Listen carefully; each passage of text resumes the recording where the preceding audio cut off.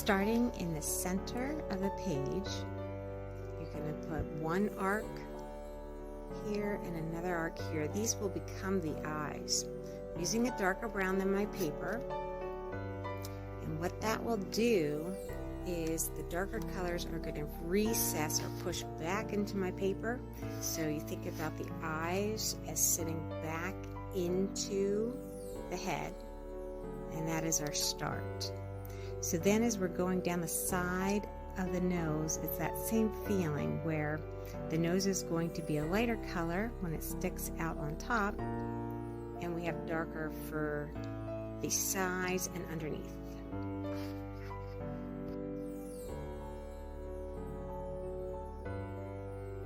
Now we're going to add lighter skin color for the areas that are going to stand out more, and for right now it's the nose and the forehead.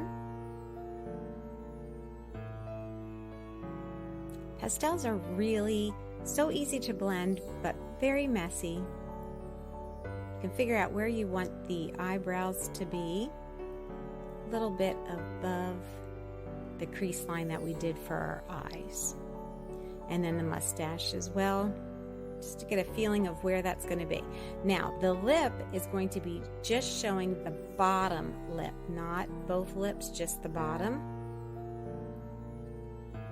And I'm using the red from the lips, just smudging to start getting cheeks in.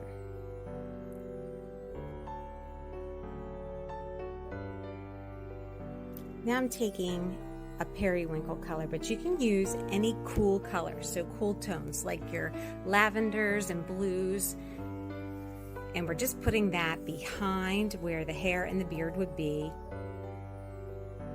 and then we'll add white.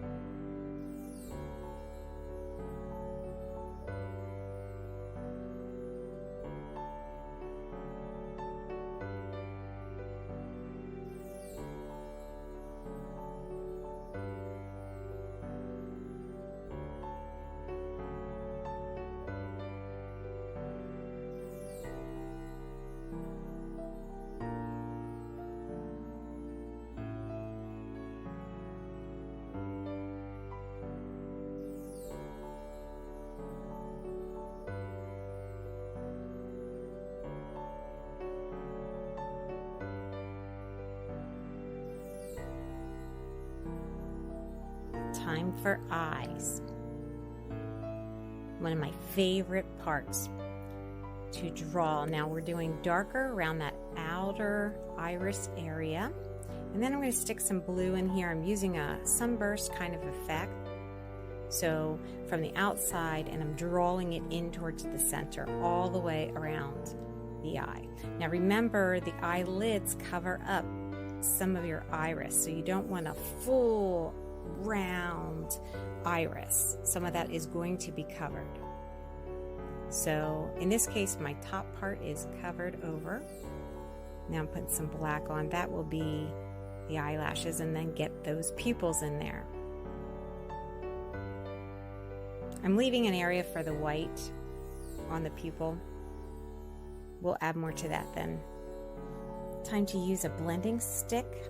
Those are just rolled up pieces of paper. You can find them in an art supply or crafts store in the drawing section.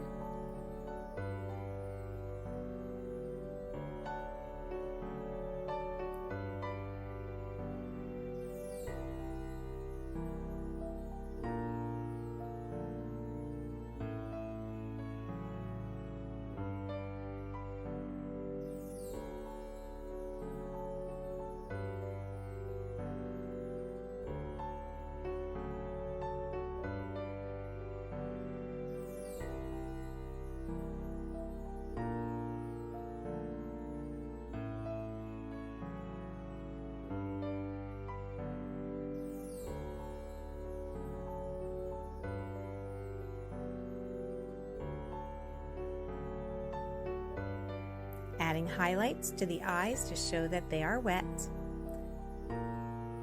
Using white for highlights also indicates that something is shiny.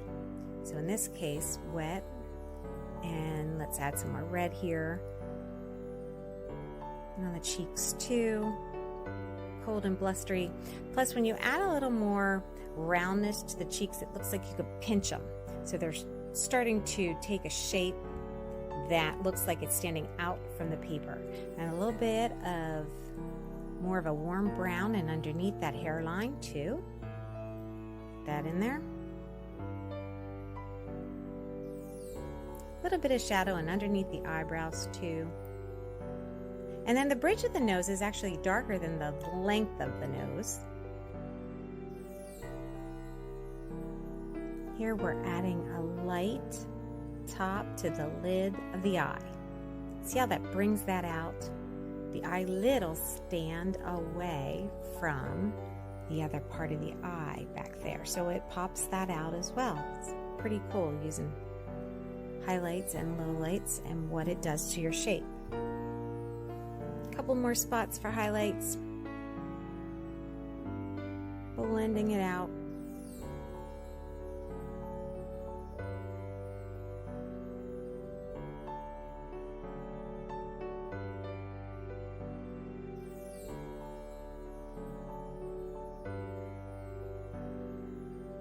Time to define this nose a little bit more. Again, the thing with chalk pastels is they move a lot, so you can smudge them and you kind of lose your definition. So you might have to repeat, you might have to go over it a couple times, but that's okay because I think the layering makes it much stronger anyway.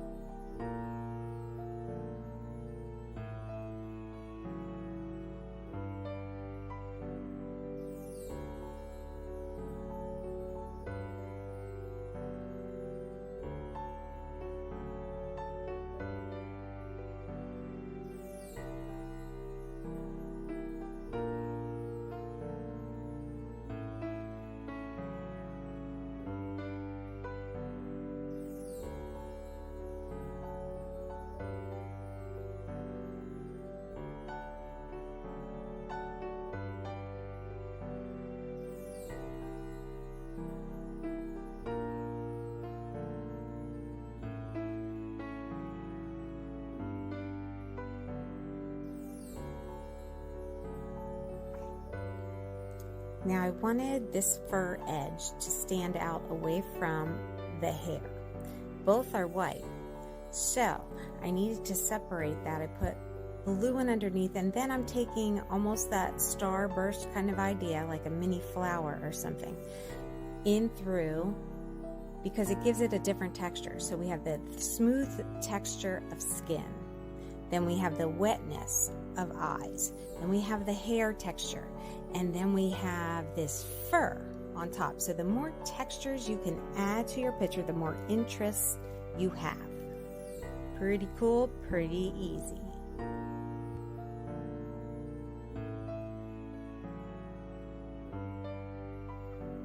Almost finished, just adding a couple more lowlights and highlights to him. I hope you enjoyed making your Santa. Thanks for watching. Happy holidays!